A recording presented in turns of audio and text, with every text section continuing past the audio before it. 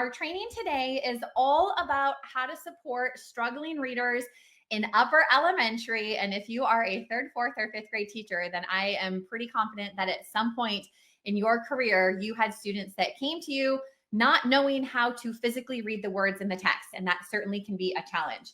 So let's go ahead and jump right in. Let us know in the comments. In fact, thinking back this last year or the year before, have you had students who struggle to actually read the words in the texts they are presented in upper elementary? I know I used to be a fourth grade teacher, and every year I always had a handful of students that when we were doing our read aloud, they could comprehend just fine, right? If we're having a discussion, they understood what was going on in the text. But if I asked them to read the texts to me, they struggled. It was very slow. It was very labor intensive. It was not fluent. And that really impacted their ability to be successful readers because they could not read the words in the texts. And let me know in the comments, on a scale of 1 to 10, how confident are you in supporting students who need help with decoding and word recognition? Now, I fortunately had experience teaching first grade before I became a fourth grade teacher, but I know so many of my fourth grade co-teachers, they always talked about how they're like, I wasn't trained on how to teach phonics. I don't know anything about phonemic awareness. Our curriculum doesn't have any materials to support this. And so we have students that have these gaps, and I don't feel equipped to help them. So if that is you, don't worry. After this training, you're going to feel a lot more confident in your ability to support your struggling readers. So as I was putting this workshop together, the goal is for you to be able to answer this question at the end of the workshop. What can I do to help my struggling readers catch up and become confident, fluent readers? Because we need to help our students fill in those gaps, right? It's not enough necessarily for our struggling readers just to make a year's worth of growth because they have gaps from their lower elementary days. We really have to help them catch up and become and continue to become fluent readers. Our workshop is going to kind of cover these 3 things, and I promise it's going to go relatively quick here. We're going to talk about the challenges of trying to provide intervention in upper elementary because there are quite a few of them, and then I'll kind of give you a few just little suggestions or things to really think about. I'm going to share with you a really easy lesson structure that you can use to plan interventions each week. So you'll feel really confident in knowing what should you be doing with these students who struggle to read. And then I'm going to share a really easy practical strategy that is going to lead to automatic word recognition. Again, I think it's one of those things where it's like, okay, what do we do with our students? So this is a tool that you can put in your toolbox. And then at the end, there might be a little bit of time for Q&A.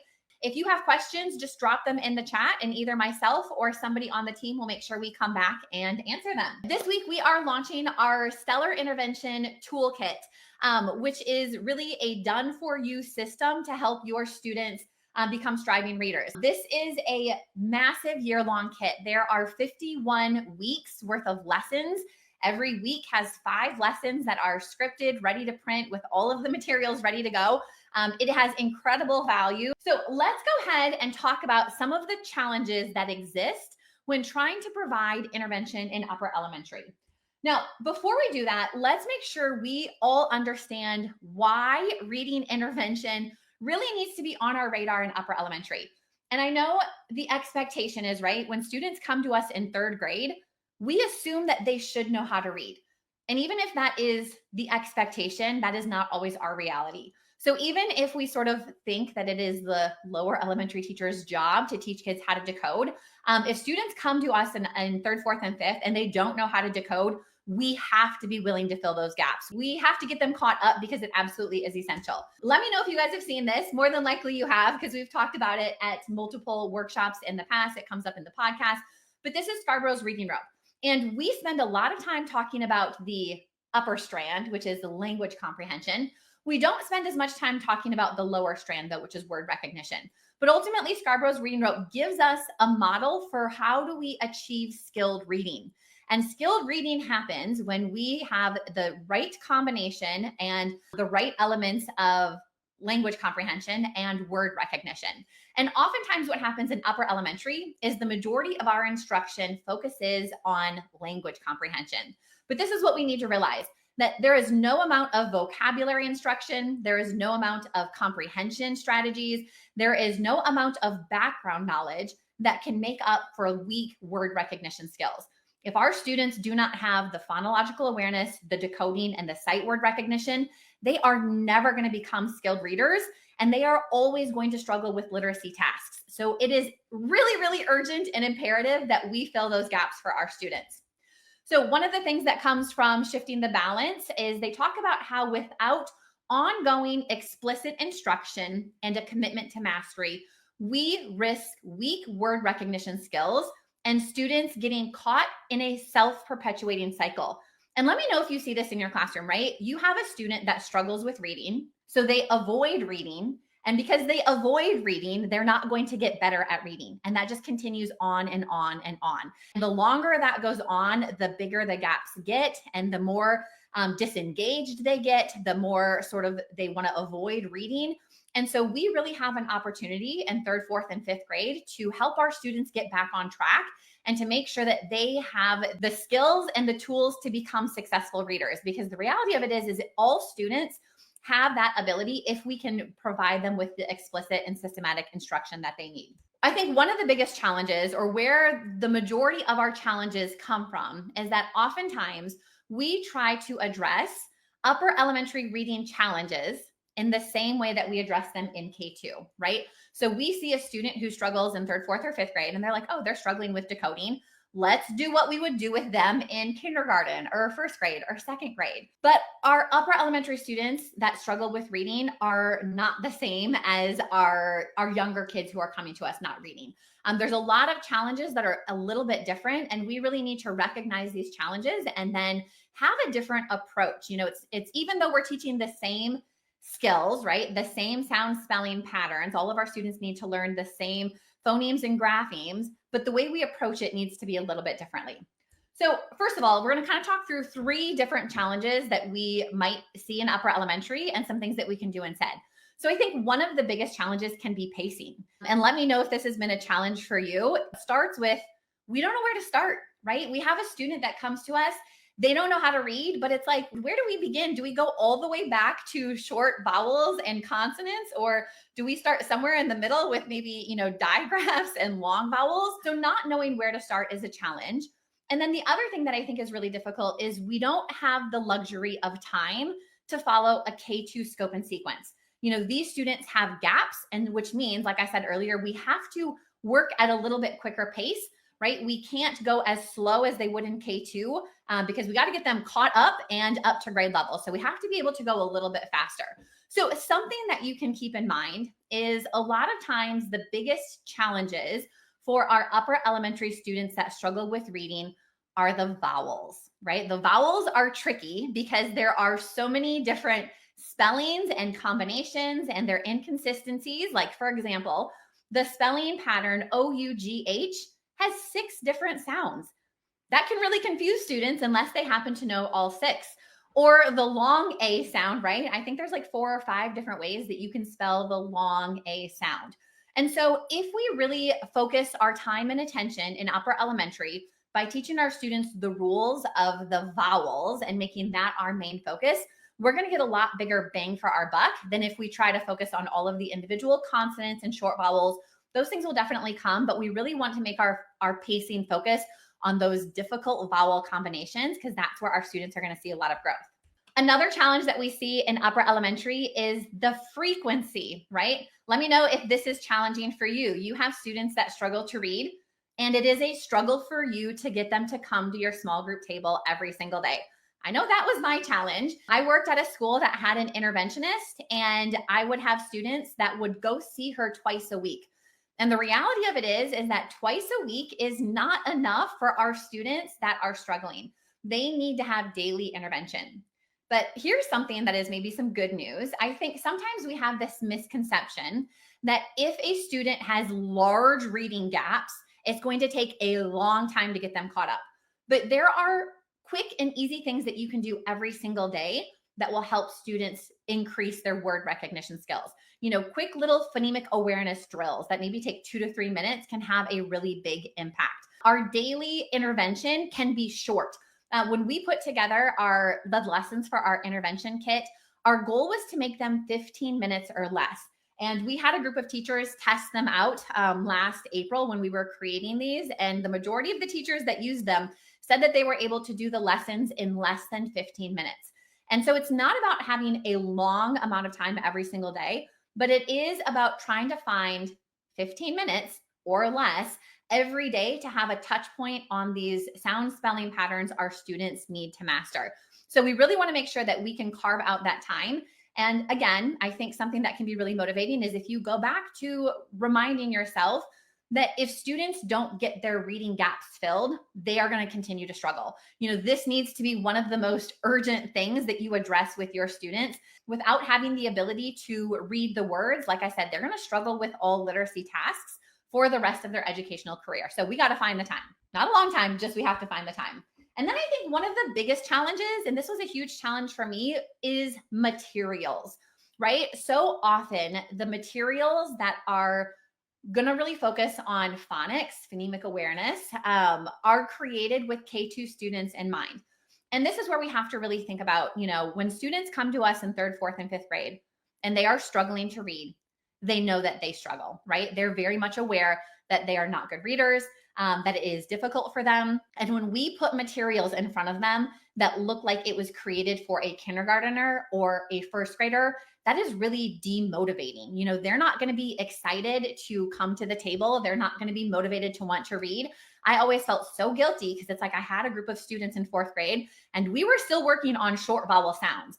And the only thing I could find was materials created for kindergartners. And I knew it was so embarrassing for them to have to, use these materials that, the rest of their class, it's obvious that they're struggling with reading. And this is something that was really one of the main motivators for why we wanted to create our intervention kit, is because we wanted to make it really easy for teachers to get materials that were grade level appropriate.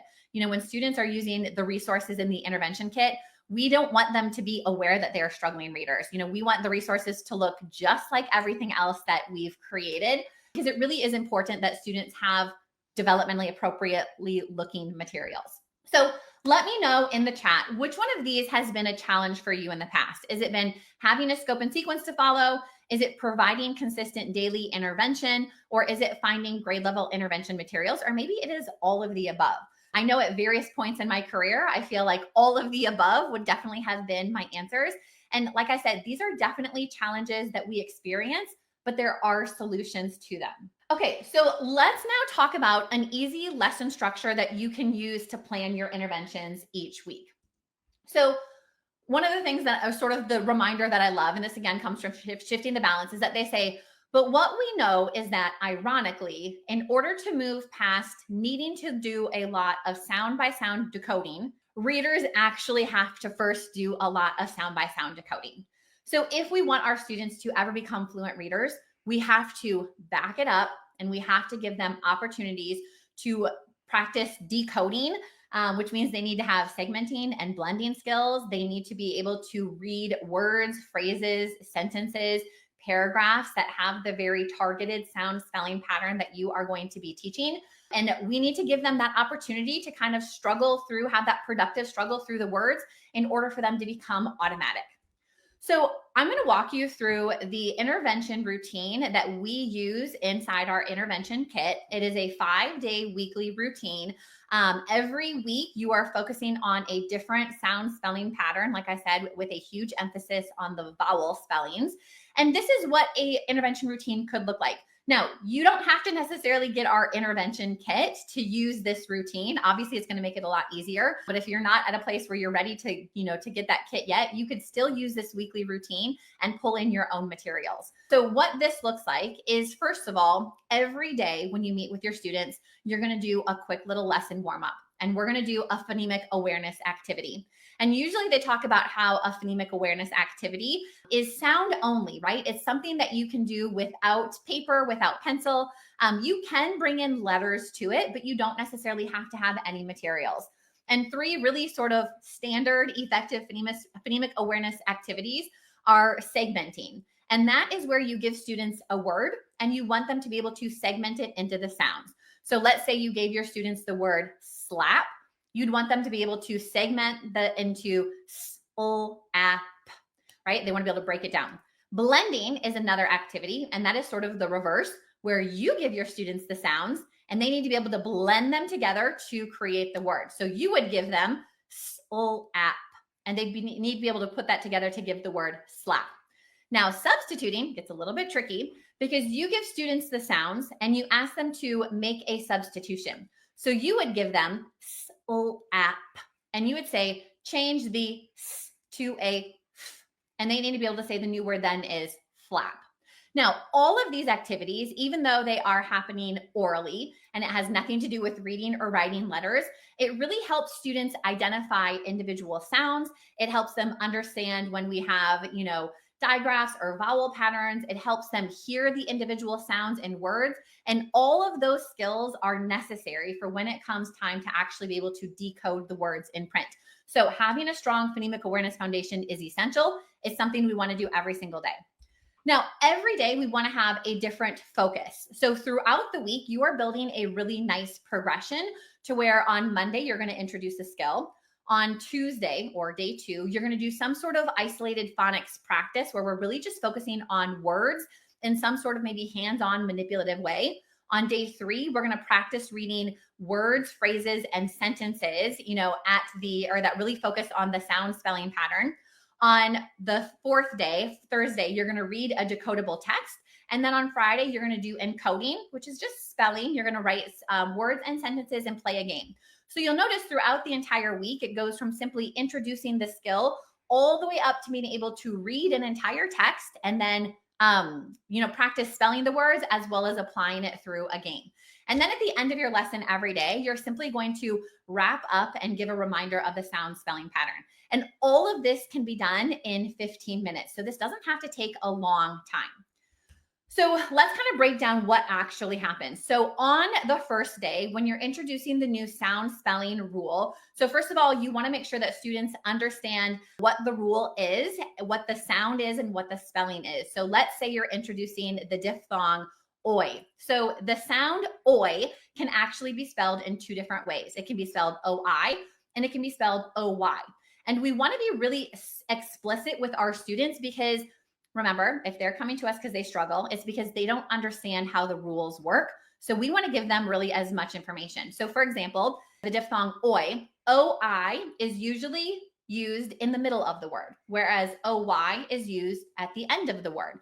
So you want to give students those rules so they understand both from reading and spelling, when to apply those rules. We want to give them lists and examples of words. And something that I think is really important in upper elementary is showing them examples of the sound spelling pattern in single syllable words, but also showing them in multi-syllable words. And I think that is where we have a huge gap. And oftentimes even students that are doing fine in 1st and 2nd grade maybe start to struggle in 3rd grade because they're missing the 2-syllable application, right? Or the 3-syllable application. So even when we're introducing it and throughout the week, we want to do a combination of showing students single syllable words and multi-syllable words that have that same sound spelling pattern. And while you're introducing this, talking through the rules, you might want to have students, and one of the things we have them do in the intervention kit is have them creating almost their own note sheet, right? So they're taking guided notes as you're introducing this. And you might also do an additional like a sort with this, or at the end, you might have them practice spelling some of the words together. So you can introduce it, but also have some practice with the word. On the 2nd day, you want to do some really intentional isolated word practice with some sort of phonics activity. So maybe you're going to bring in some sound boxes, which is a way for students to really apply both phonemic awareness, right? So they're targeting and isolating the individual sounds, and then they're matching the spelling pattern that goes with the sounds. So sound boxes is a really good activity. I'm going to teach you an activity towards the end called Tap It, Map It, Graph It, which is another really great phonics activity. You could also do a word sort again. So if we're thinking of the example of the OI versus the OY spelling pattern, they both make the same sound. So you could have students, sort words into the different categories. But we want to do something that is really a heavy phonics-based activity. So students start to really solidify their understanding of the sound spelling pattern. On the 3rd day, we really want to practice building some fluency with the sound spelling pattern. So students are going to practice reading words, phrases, and sentences with that spelling pattern, right? So they're going to get used to reading words in isolation, And then we're going to give them 2 or 3 word phrases. So they have to be able to distinguish and identify the word that has that sound spelling pattern. And then we're going to give them some short sentences to practice. And these are great things to do either chorally or echo reading or partner practice. And again, we're doing that nice progression of they're just reading words, then they're reading them in phrases, then they're reading them in sentences. Because the ultimate goal of all of this is that when they see these words in context, they're able to actually read them successfully. The fourth day then is where students are going to read and discuss a decodable text with that spelling pattern. And again, I think this is where this part becomes really challenging in upper elementary, is finding a text that is both decodable. And decodable simply means that when students get the text, they're able to successfully read the majority of the words in the text because they've been taught all of the sound spelling patterns, right? So when we're introducing the long vowel sounds with like the A blank E pattern, that's the very first lesson in our intervention kit. There's going to be no other long vowel sounds, and it's going to be mostly short vowels in the rest of the words. And then, of course, as we progress through the intervention kit, once students have learned the diphthong O-I, O-Y, we can use that spelling pattern in future decodable texts because they've already learned it. And it's really difficult to find decodable texts for upper elementary students that look developmentally appropriate. Now, this is one of my favorite parts of sort of thinking through reading intervention because we want to make it seem not just like it's a phonics lesson, right? Because again, the whole goal of teaching phonics and providing intervention is not just so students master the sound spelling pattern, but it's so they can read a text and understand it. So even though students are reading a decodable text, there still is going to be a comprehension element to it. There's going to be comprehension questions. We're going to activate their background knowledge before we begin reading. We might introduce a vocabulary word for it. We might have them do some writing about reading at the end.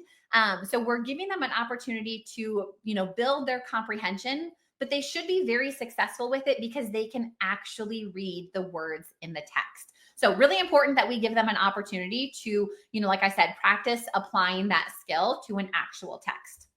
And then the last day is really sort of the final step where students are encoding, which means spelling. So at this point in the week, students have learned the skill or learned the rule. They've, done some phonics activities. They're doing daily phonemic awareness activities. They've read words, phrases, sentences, read it in context. So they should be feeling really confident with their understanding of this specific skill. So on Friday, you're going to give them almost a little spelling test, and it is an assessment. We don't necessarily want to take it for a grade, but use it to see, have students mastered this skill or do they need more practice? So you're going to give them some words and sentences that you're going to dictate that they're going to spell. And then we want them to play a game because we want this to be fun, right? We want reading to be fun for students. And I think especially if students feel like they're a struggling reader and it's been difficult for them, we want it to be motivating and fun for them to come. So there are all sorts of games that you can play. This one that we have an example here is a match game where they're simply matching a word to a picture that has the sound spelling pattern. So that's sort of how you would wrap up your week. And again, this weekly framework is moving students from rule introduction all the way to be able to apply the sound spelling pattern in reading and writing, which is our ultimate goal. And every week you pick a new sound spelling pattern to focus on and you move through the same progression. So if you have students that have a lot of gaps that need to be filled, this is your routine that you follow week after week, and you simply just introduce a new sound spelling pattern. But over time, it becomes a really easy routine that you can rinse and repeat. It becomes easy for you to implement. It's easy for your students to follow. But the best part is you will see growth because you are providing that very explicit instruction that students need in order to understand the words that they're presented with in the text. So let us know in the comments, can you see this weekly framework helping your students? And the 1 would be not really. And the 10 would be, yes, it would help my students apply what I am teaching. And again, this is the same routine that we use with our intervention kit, but this is something that you could easily implement if you already have intervention materials at your school or if you have access to them. Again, it's this idea that we want to go from rule introduction all the way to application in a very scaffolded sort of way. Okay, so the last thing I want to teach you is a really practical strategy that will lead to automatic word recognition. Again, I think, one of the things that we consistently hear from upper elementary teachers is that they're like, I don't know what to do with students when they come to my table, or I don't know what to do with students who are struggling with reading. So you need to make sure that you have a lot of tools in your toolbox that you can pull out. And so this is simply one tool that you can use with students to help them develop automatic word reading recognition. And again, something that they talk about in Shifting the Balance is that orthographic mapping is the in-brain process that allows words to be learned in a way that leads to automatic word recognition in the future. In fact, I think if you listen to our podcast this week, I interviewed Molly Ness, who's the co-author of the new Scholastic book, Making Words Stick. And she talks all about the importance of orthographic mapping, right? It's this idea, how do you know how to read a word automatically? How do you know how to spell a word automatically? Well, all of those words that you can read and spell automatically have been orthographically mapped inside your brain. And for students who are struggling with reading, we need to give them practice with that orthographic mapping so it can become automatic. And a strategy that you can use, which is fun and it works with any word, you don't really have to have a lot of materials for it. It can go quick. This is even something that you could do with your whole class if you have extra time, or you could even use it with your grade level spelling words. But it is called Tap It, Map It, and Graph It. So the first thing that you're going to do is have students tap out the sounds, right? So if students are going to be successful both reading and writing a word, they need to know and be able to identify all of the individual sounds in the word. So let's say the word is spoil. So the first thing you're going to have them do is tap it. So they could either, tap it on the table, or they could put a finger up every time they hear a sound. But you want them to do something where they are counting the sounds. So if the word is spoil, it would be sp, oi, ol. So they know that there are 4 sounds in the word spoil. So the next word, or the next task then, is to map it. So if they know that there are 4 sounds, they need to have 4 slots for the graphemes or the letter combinations for that word. So they're just going to write 4 lines on their board. This would be a great thing to do if you had whiteboards, or I always let my students use a dry erase marker on their desk. This would be a great activity to let students do on their desk, like I said, especially if you have a little bit of time. So once they have their map, now they know that they need to be able to connect the sounds to letters. And so this is where they're going to graph it, right? So we know that S makes the sound S, the letter P makes the sound P.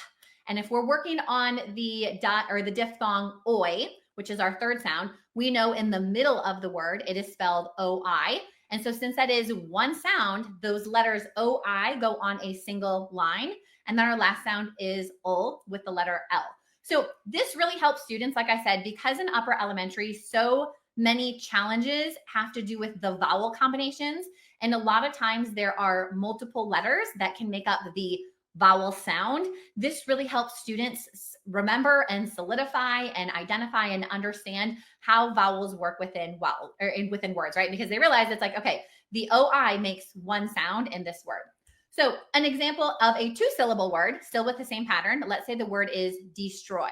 So the first example is, or the first thing we want them to do is to tap it out. So they would tap out t, e, s, t, oi. So this is going to be 6 sounds, which means their map has to have 6 spaces for 6 different sounds. The third step is to graph it. So they're going to connect the sounds to the letters.